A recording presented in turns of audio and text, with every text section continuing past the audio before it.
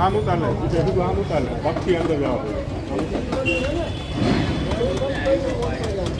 પગથી જાવ લે ભાઈ હાલે ગાડી આ રાકાભાઈના હગા બોલી રહી છે યોગેશ વસંતભાઈ ગણાત્રા ભરનાર જ્યાં મારો ભત્રીજો છે મયુર હરીશભાઈ ગણાત્રા જેને 7-8 જણને હાથુચીના પૈસા આપેલા હતા, જેની ઉઘરાણી કરતા એને રાતે ધમકી આપેલી કે તું હવે પૈસા માગીશ તો તને કાં જામનગર છોડા દઈશ ને કાં મારી નાખીશ. એ બાબતે એને દવા પીધેલી છે અને એનું મૃત્યુ થઈ ગયું છે. રવિવારે રાતે દવા પીધી હતી, સવારે ગુજરી ગયેલ છે. અને 7-8 જણાને પૈસા આપ્યા હતા. કેને પૈસા આપ્યા છે બધા ડાયરીમાં નામ નોંધ લખેલી છે અને મોબાઈલમાં જેને ધમકી આપી હતી એનું મોબાઈલ રેકોર્ડિંગ છે, જે પોલીસે કબજે કરેલું છે.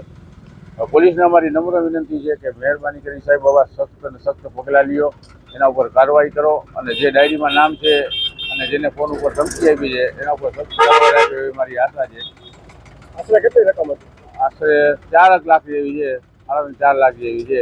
એમાં એક જણાને 1.5 લાખ છે, 4-5 જણાને 75,000 50,000 ડાયરીમાં બધી નોંધ લખેલી છે અને જેને જેને પૈસા આપ્યા છે બધાનું નામ વિગત સહિત લખેલું છે. બસ પોલીસ એના ઉપર સખ્તમાં સખ્ત કાર્યવાહી કરે અને પૈસા તો બોલી જાય તો ભલે, પણ એના ઉપર કાર્યવાહી થાય એટલે અમારો એક જે અમે સદસ્ય ગુમાવ્યું છે એના પર આ નામ છે ડાયરીમાં લખેલું જ, બધી વાર વિગત લખ્યું છે, કેટલા પૈસા આપ્યા છે, ક્યારે આપ્યા છે, બધું ડાયરીમાં વાત વિગત લખ્યું છે. ના, પોલીસે સાથ સહકાર આપ્યો, ફોન ને ડાયરી પોલીસે કબજે કરી લીધા છે અને કે જી હશે એને અમે એના ઉપર અમે સખતમાં સખત કાર્યવાહી કરશી અને અમે અપેક્ષા છે કે પોલીસ એની ઉપર કાર્યવાહી કરે એવું અમારી ઈચ્છા છે. બસ.